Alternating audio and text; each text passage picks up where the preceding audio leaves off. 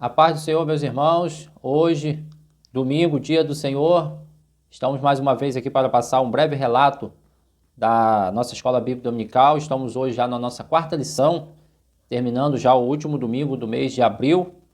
E por motivo aí do decreto municipal, nós não estamos ainda nos reunindo no templo, mas estamos já na nossa quarta lição. Essa lição estaremos estudando sobre a Igreja eleita, redimida pelo sangue de Cristo e selada com o Espírito Santo da promessa. Então, os nossos irmãos da Assembleia de Deus, a Rua Luiz Gomes, 96, Pastor Jacó, estamos praticamente um mês sem nos reunirmos no templo pela manhã aos domingos, na Escola Bíblica Dominical, mas eu quero aqui passar um breve resumo daquilo que estaríamos estudando. É claro que não se compara aqueles 50 minutos que geralmente a gente passa na Escola Dominical estudando a Palavra do Senhor, com os nossos professores, com os nossos alunos reunidos, mas aqui é somente um momento que eu passo o título e leio com os irmãos aquilo que estaríamos estudando no nosso dia de hoje, domingo, dia 26 de abril do ano de 2020. No título da nossa lição diz assim: a iluminação espiritual do crente.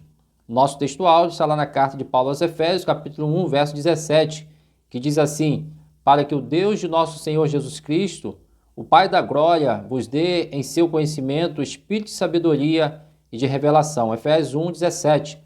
A nossa verdade prática diz assim: a vocação do crente inclui a herança de preciosas riquezas conferida aos eleitos pela grandeza do poder de Deus. Temos aí a nossa leitura diária, temos a nossa leitura bíblica em classe, está lá no livro de Efésios, na carta aos Efésios, capítulo 1, do 15 ao 23. Temos aí alguns objetivos do nosso comentarista. O primeiro objetivo é destacar a vocação e as riquezas da glória inclusa na herança divina. Segundo, salientar a grandiosidade do poder divino que opera em favor dos crentes. Terceiro, expressar o exemplo de exaltação de Cristo. Então temos aí o nosso primeiro tópico, que diz assim: a esperança da vocação e as riquezas da glória. Que diz assim o nosso primeiro subtópico: ação de graças e intercessão. O apóstolo se alegra em dar graças a Deus pela vida dos eleitos e por todas as bênçãos espirituais recebidas, tais como a eleição, a predestinação, a filiação e o dom do Espírito Santo. Ele intercede para que seja concedido aos seus leitores o espírito de sabedoria e de revelação. Nosso segundo subtópico diz assim: a esperança da vocação. Em sua petição a Deus, Paulo intercede para que o Espírito Santo ilumine os crentes, a fim de saberem qual seja a esperança da sua vocação. Assim, eles seriam capazes de experimentar e conhecer profunda e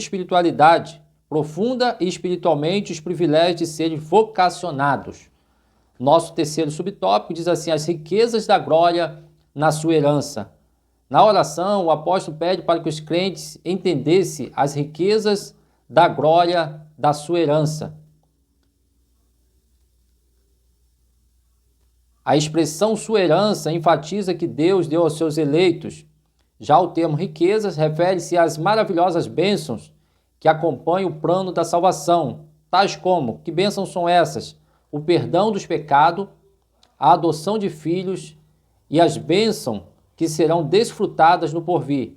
Que bênçãos são essas? Como por exemplo, vermos a Deus, a Cristo e o adorarmos. Está lá em Apocalipse 22, capítulo 22, versos 3 e 4. Sim, no dia aprazado, os fiéis estarão reunidos nas bodas do Cordeiro. Apocalipse 19, 7 e 9. Então os salvos tomarão posse da herança preparada desde a fundação do mundo. É o que está lá no Evangelho, segundo São Mateus, capítulo 25, verso 34. A sobreexcelente grandeza e a força do poder divino é o nosso segundo tópico. Diz assim: a sobreexcelente grandeza do poder. O apóstolo orou para que os salvos pudessem entender a sobreexcelente grandeza do poder de Deus. O que é isso? Sobreexcelente, a extraordinária grandeza do poder do nosso Deus. Carta aos Efésios 1:19. Passando aí para o nosso segundo subtópico, diz assim: a força do poder divino. Paulo apresenta três exemplos irrefutáveis da força desse poder. Primeiro, a ressurreição de Cristo. Segundo, a sua ascensão à direita de Deus nos céus. E terceiro, sua elevação acima de todo o domínio. Efésios 1, 21 e 22. Nosso terceiro e último tópico diz assim: Cristo, nosso exemplo de exaltação.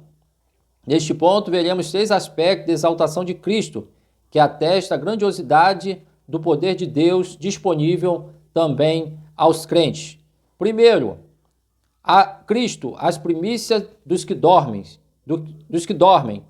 Paulo enfatiza que o poder de Deus se manifestou em Cristo, ressuscitando dos mortos. De fato, o Novo Testamento descreve a ressurreição de Cristo como obra do poder de Deus Pai. Ao ressurgir dentre os mortos, Cristo foi feito as primícias dos que dormem. Assim sendo, a ressurreição de Jesus é garantia de que seremos também ressuscitados. É o que está lá em 1 Tessalonicenses, capítulo 4, verso 14. Segundo subtópico, Cristo elevado à direita de Deus. Paulo reforça o poder de Deus quanto da elevação de Cristo ao trono, pondo a sua direita nos céus. Terceiro subtópico, Cristo exaltado sobremaneira. Nesse ponto, Paulo ensina que o poder de Deus exaltou Cristo acima de todo o principado e poder e potestade e domínio, e de todo o nome que se nomeia. Significa que ele, Jesus, foi exaltado acima de toda a eminência do bem e do mal, e de todo o título que se possa conferir nessa era e também no porvir. Nossa conclusão diz assim: embravecido com as bênçãos espirituais, Paulo mantém a adoração contínua ao eterno Deus, atitude que deve ser seguida por todos os salvos. A compreensão das dádivas da salvação demonstra o excelso valor daquilo que Deus fez por nós, dando o seu único filho para morrer na cruz do Calvário em favor da humanidade. Seus atos poderosos viabilizam a transformação e a glorificação dos que creem.